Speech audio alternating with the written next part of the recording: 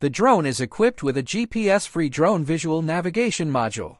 Even under strong interference that causes the loss of GPS signals, the drone can still fly stably without GPS and execute the predetermined route. Equipped with the GPS-free drone visual navigation module, the drone can rely on ground texture features to provide high precision and real-time navigation information. The drone can still create reconnaissance areas and execute flight missions along the preset routes even without GPS. In the absence of GPS signals, GPS-free visual navigation can ensure the normal takeoff of the drone. Equipped with AI algorithms, the drone can autonomously identify and track over 100 types of targets, including people, vehicles, and cloth targets.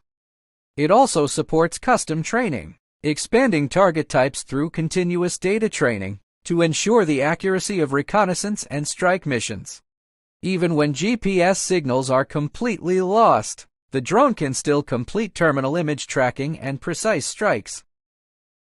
The AI swarm drone, capable of automatically identifying targets, can also carry out multi-drone coordinated strike missions without GPS.